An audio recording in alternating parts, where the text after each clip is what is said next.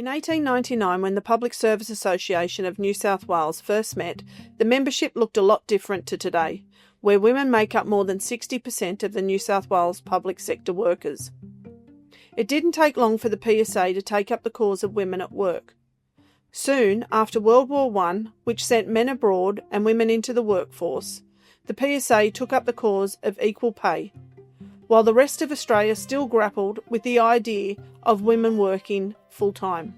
During the 1920s, pressure was placed on the PSA executive for more representation of women and women's issues within the PSA. So 95 years ago, the Women's Auxiliary was formed, the precursor to today's Women's Council. This body had a big task ahead of it, demanding equal pay for men and women in the New South Wales public sector. Generally, this had the support of male union members. This wasn't through a sense of solidarity with women. Often they were worried they'd be looked over for cheaper female staff. Fed up with being paid less than men in lower ranked positions, PSA member Jean Arnott, who was employed at the State Library, began to campaign equal pay for women.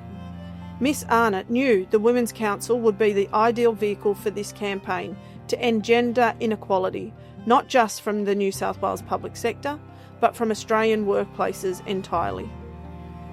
In 1937, she passed a motion at the PSA annual conference demanding equal pay for equal work, irrespective of sex. The PSA kept her fight up, and fittingly it was the library in which she worked that the PSA successfully proved the case for a gender-based wage increase for librarians and archivists. So anyway, we chuffed off to the court, and a lot of our colleagues came too.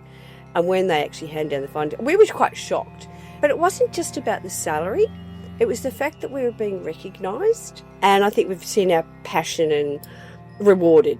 I actually had a look at the pay scales of, I'm a technician, of what I would be paid as a library officer or technician in public libraries. And there's probably $20,000, nearly $30,000 difference. That's a lot of money.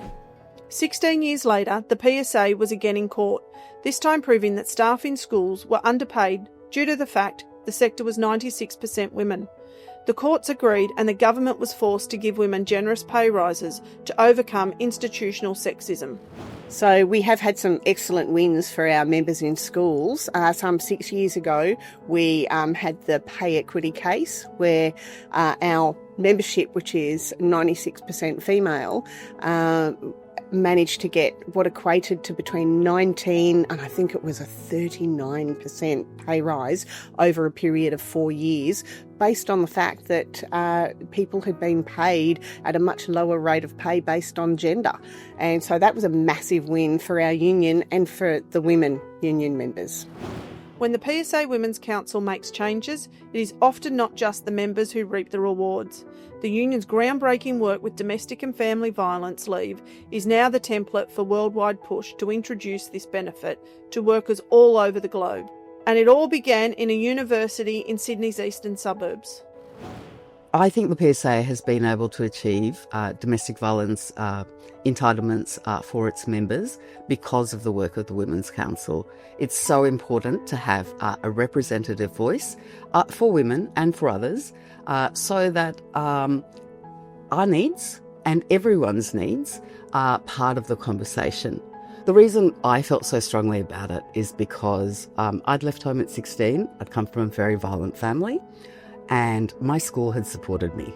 Without the support of my school, I would not have been able to find housing.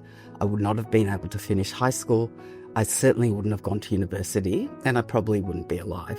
So it was something that was very important to me and the leadership saw that. They said, go talk to Women's Council. And when I talked to the women there, many of the women had similar experiences and they knew how much of a difference this would make to people's lives. The ideas that it generated through our university branches and through our Women's Council, where, the university's become a vehicle for these ideas from Women's Council. So family and domestic violence leave and that campaign, that started with the work of our Women's Council. But it was a university that was able to pick that up and really run with it and get that embedded within an enterprise agreement. The PSA's Women's Council was also instrumental in getting lactation-friendly workplaces in New South Wales. Many women found that managers simply did not understand the need for lactation facilities for new mothers re-entering the workforce.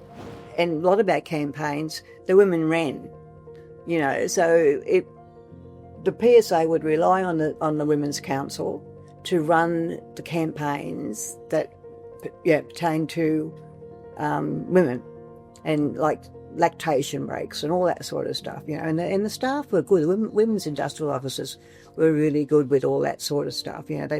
One thing that the PSA does well is they run a very good campaign, and they resource it, which is really good. Yeah, so they're very supportive of their members. But we did see significant improvements for lactation facilities for women who had returning from parental leave. It was an issue that had come through Women's Council, and our women's counsellors were reporting issues where women were returning from parental leave and having to lactate in the toilet or their cars, or in other places that were inappropriate to do so. We wouldn't have found out about those issues otherwise. And there's also a good chance that if there hadn't been a Women's Council, that it may have been dismissed as a non-issue or an issue that we couldn't do anything about. So that's why Women's Council was important. It gave a voice for women to be able to articulate the concerns that they had in a space that they felt was safe to do so, and then to try to develop a strategy to do that. While much of the Women's Council's battles were with employers, there was also internal challenges to overcome. Twice the council came under threat, with some men in the membership passing motions to dissolve the Women's Council entirely.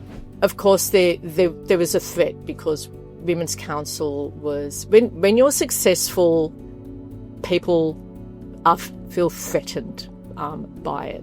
Women's Council was very successful in organising women, in promoting workplace organisation, and promoting issues which were threatening to some people in the union. There are issues that really only Women's Council were actually taking up because they impacted in the main on women, and people were threatened by that. And there was actually a resolution at annual conference to abolish Women's Council, and because of a technicality and the rules, it had to be referred to the next year's annual conference. Well, by that stage, for a year, you just allow the women to organise and campaign at the grassroots level, and so a year later the resolution got defeated. For 95 years, the Women's Council has turned a male-dominated sector into one where women thrive in the workplace. But the battles are not yet over. As the Women's Industrial Officer for the PSA CPSU New South Wales, I know we'll keep campaigning on the issues that matter most to our women members. Whatever the next 95 years brings us, Women's Council will stand alongside our women members and campaign to make their working and personal lives better. So our role as delegates is to leave the workplace with better conditions than what we found it. So being part of Women's Council allows us to focus on the gender-specific issues that women face every day. Reproductive leave, menstruation, menopause, I think are things that we need to really look at. We need to get this into more EAs so that we can then take it through to the awards and improve entitlements across the board with those.